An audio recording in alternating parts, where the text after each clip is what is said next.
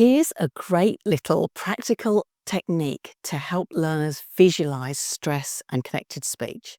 It's free, requires no preparation, and the only tool you need you carry around with you all the time, your fingers.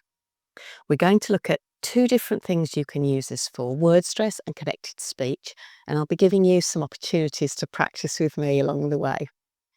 I'll also be giving you some important tips on making this work well, so stay to the end for those. Okay, are you ready? Hi, I'm Joga Conga. I'm a CELTA and MAT SOL tutor, and I've got a website at elttraining.com where I make video-based material for English teachers like you. So if you find this helpful, like, subscribe, check it out. Okay, are you ready? Let's start with word stress.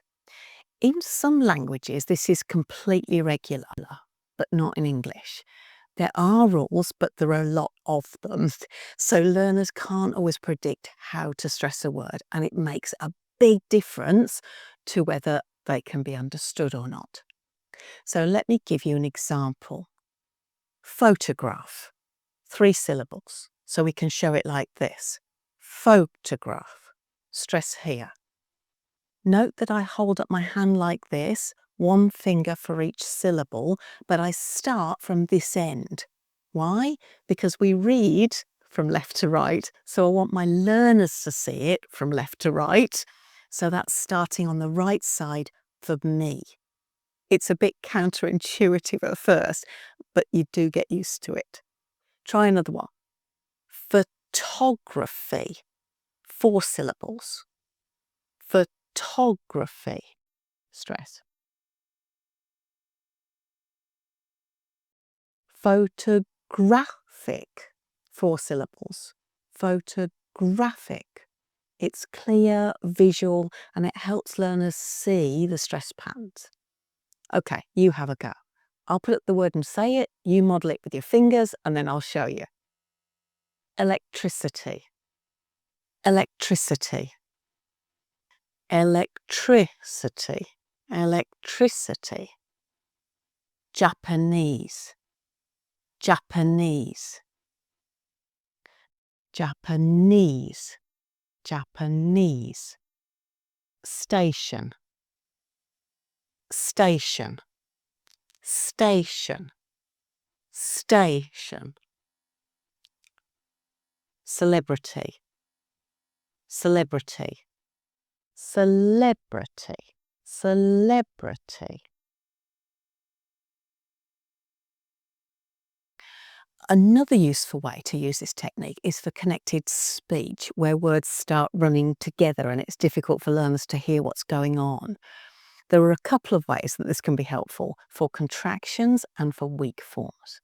So we'll start with contractions. That's where words have a weak form that's also got a written form, like it is its, or you are, your. Use your fingers again, but this time one finger represents one word, and you slide them together to show the contraction. I will do it. I'll do it. I'll do it. She is going to town. She's going to town. They'll usually know this, but it's a useful visual reminder. The final thing I want to show you is probably the most useful because learners often don't realise what's happening, and that's using your fingers to show weak forms of auxiliaries and prepositions and pronouns when there's no written form. Where do you live? Say it slowly. Where do you live?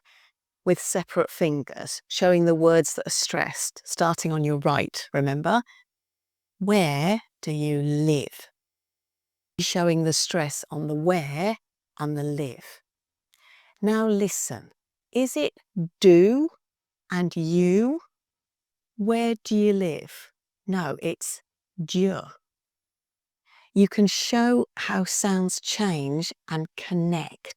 Where do you live? Where do you live? Another example, I could have gone. I coulda gone. I could have gone. I could have gone. You try. Why does he want it? Why does he want it? Why does he want it? Why does he want it? Let's add in a contraction too. She is going to go.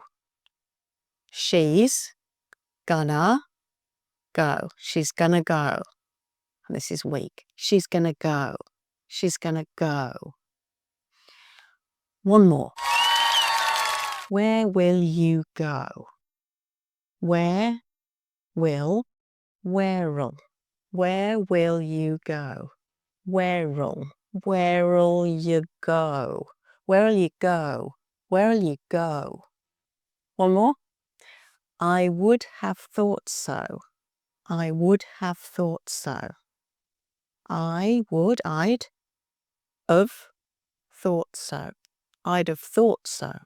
I'd have thought so. You try and see how you get on. It takes a bit of practice, but it's really worth it. Just before we finish, I promised you some helpful tips to make this work well, and here they are. Number one, remember to start on your right and go to your left, this way. That gets easier with practice. Number two, each finger either represents a syllable or a word, but don't confuse the two things and try to do both at the same time. And number three, don't go too fast, especially with the first model. Keep it simple and clear. Have a go in your next lesson and let me know if it helps. It takes a bit of practice, so try it out in front of a mirror before you try it out in front of your class, but it's worth it. It's a great little teaching tool to have in your armoury. If you like this and you'd like more help with teaching pronunciation, then check out my Teaching Pronunciation Made Easy course. If you want to stop avoiding pronunciation and start to make it a useful part of your teaching, this is the ticket, and your learners will thank you, I promise. See you there.